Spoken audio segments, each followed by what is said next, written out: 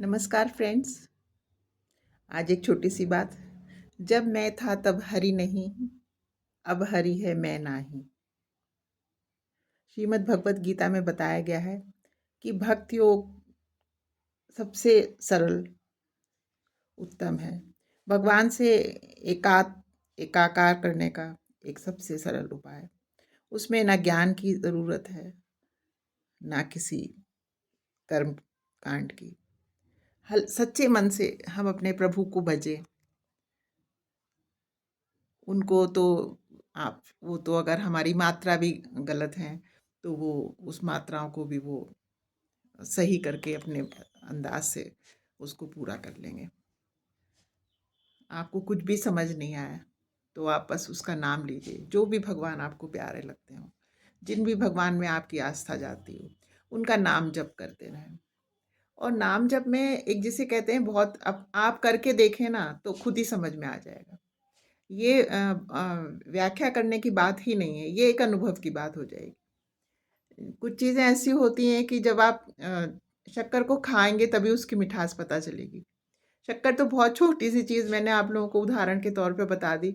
ईश्वर की भक्ति, ईश्वर का नाम जप तो ऐसी चीज़ है कि जो कर रहा है वो ही उसको पा रहा है, समझ पा रहा है कि उसमें कितना जिसे कहते हैं शांति है, जी कितनी अच्छाई है, कितनी हम निकटता लगते हैं हमको भगवान। क्योंकि जो भगवान का नाम है वो खुद में ही भगवान है। जितनी देर हमारी जीवा पे रहता है तो और जब हम थोड़ा-सा परेशान हो तो सस्वर करने से क्या होता है कि हमारे कान से भी अंदर जा रहा है वो अमृत और जीवा से तो जा ही रहा है। मन विचलित हो तो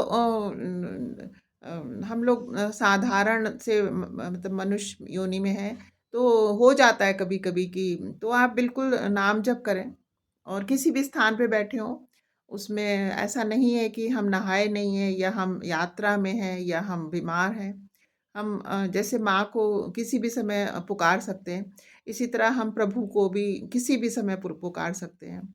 हम सुख में हों, हम दुःख में हों, हम कैसे भी हों, किसी भी अवस्था में हों, कैसी भी परिस्थिति में हों, बस एक नाम जब ऐसा सुंदर लगेगा आपको, फिर उसके बाद आपको इस सारी दुनिया का असली चेहरा खुद ही समझ में आने लगेगा।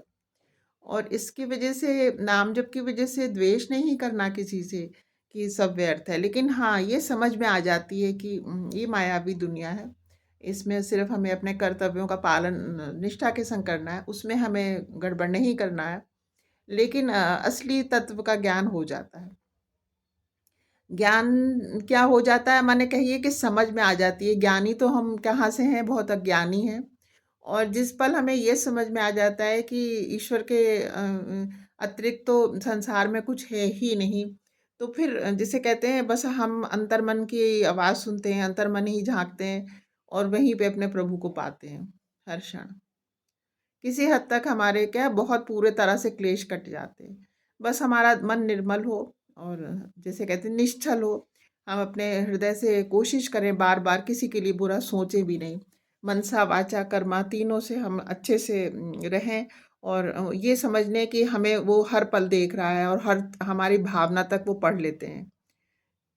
कृष्ण जो हैं वो हमारी भावना भी पढ़ लेते हैं। अगर हम मुँह से सुंदर बात बोल रहे हैं और हमारे भावना हृदय में अच्छी नहीं है, तो वो तो उसको भी पढ़ लेंगे। वो हर पल हमें देख रहे हैं।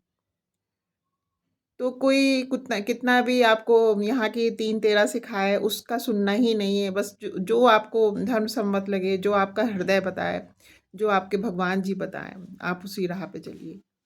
क्योंकि जब ये हमारी जर्नी समाप्त हो जाएगी तो हमें संसार से नहीं निपटना है, हमें असल में अपने परमात्मा से ही निपटना होगा।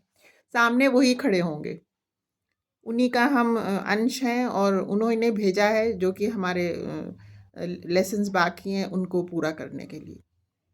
ये सांसारिक लोग भी हमारी तरह यात्रा कर रहे हैं, फिर वो हमारे किसी भी संबंधी में बन के हों, अपरिचित हों, परिचित हों, अड़ोसी-पड़ोसी, हमारे रिलेशन, ये सब हमारी ही तरह से यात्रा पे आए हुए हैं। ये सब भी उसी भगवान की जवाबदेही में है और हम तो हैं ही हैं। बस आज आप थोड़ा-सा कृष्ण जी का बात कर ली। आप लोगों ने मेरी बात सुनी। बहुत-बहुत धन्यवाद मित्रों। अपना बहुत सा ख्याल रखिएगा। आज के लिए बस इतना ही। जय श्री कृष्णा। नमस्कार।